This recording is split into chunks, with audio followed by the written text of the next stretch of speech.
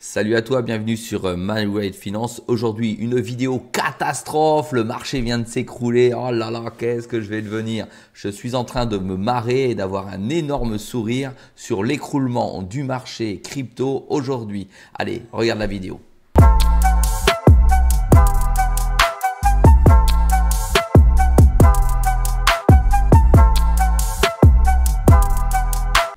Allez, bienvenue donc dans cette vidéo dans laquelle on va analyser mon portefeuille Bitpanda, son état suite à la chute de moins 14, moins 17% de manière violente du BTC qui a eu lieu entre la nuit de dimanche à lundi et nous sommes lundi aujourd'hui.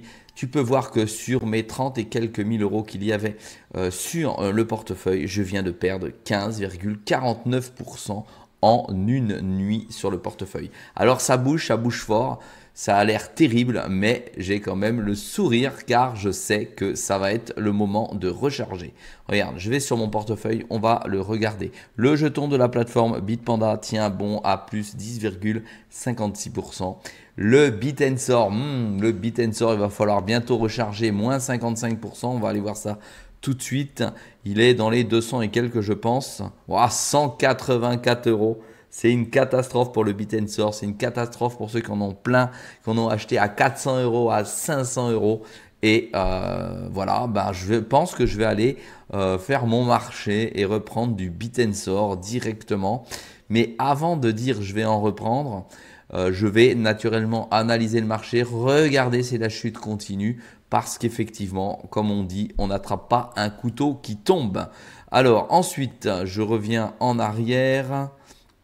Dessus, on repart ici, on repart sur le marché. Qu'est-ce qu'il y a d'autre de catastrophique? L'XRP, moins 25,42, c'est normal qu'il accuse le coup puisqu'il est proche, voire collé au marché financier américain, puisque c'est un jeton plutôt de transaction bancaire internationale. La NKR, moins 49, j'avais déjà beaucoup de pertes dessus. On va aller voir ce que ça a donné puisque dernièrement, je suis rentré dessus. Je suis rentré, tu vois mon prix moyen à 0,03, on va dire 0,4. Il vient de perdre 50%. Voilà, moi je pense que ce n'est pas une catastrophe. Je pense que je vais reloucher dessus très rapidement. Ensuite, j'avais déjà mis de l'USD Coin pour le garder et cette valeur financière va me permettre de continuer à investir sur les jetons qui se sont cassés la gueule. L'ARKM, pardon, moins 38, je suis rentré dernièrement dedans. Je le laisse tranquillement. Les DERA, rien du tout, il ne subit pas, moins 26, c'est pas grand chose. Le Stax, moins 32, ça se passe correctement.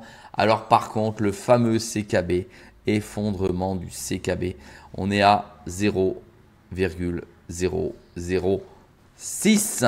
Alors je te rappelle que dans une autre vidéo, je t'ai expliqué que j'avais déjà du CKB sur un autre compte que j'ai déjà acheté bien en dessous du 0,06.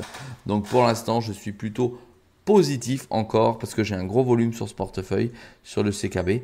Et si par enchantement, je le dis comme ça, il descend en dessous des 0,03, attention, je vais loucher très très fort. Je risque de faire fumer la carte bleue, mais en direct dans la vidéo naturellement.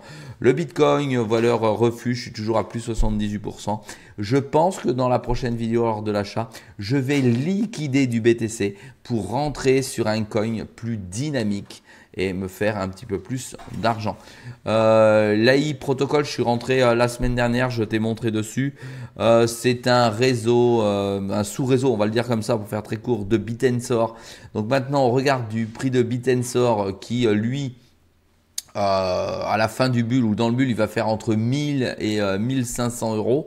Et il est à 184 euros. Je pense que pour prendre moins de risques, j'irai sur le réseau maître, la Layer 1 qui est Bitensor, d'accord, plutôt que de rentrer finalement sur AI Protocol. Ça, je change un peu mon fusil d'épaule au regard de ce qui se passe sur le marché. Très intéressant. Tous ceux qui m'ont demandé comment ça se passe avec The Graph, The Graph toujours positif à plus 92% malgré cette énorme chute. Pareil sur Solana, toujours positif à plus 400%. Bon, l'APcoin, il a très peu chuté, il est au ras des pâquerettes. J'étais encore il y a 2 jours à moins 70, il y a moins 80. Il subit plus rien du marché puisque c'est il a été déjà lessivé.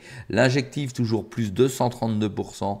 Le fait toujours plus 26%. Et le Caspa, en fait, je l'ai liquidé. Tu comptes pas les 11 900 Voilà, dans cette analyse, je te dirais plutôt que mon portefeuille tient fortement le coup et ce qui va me permettre maintenant de rentrer de nouveau dessus.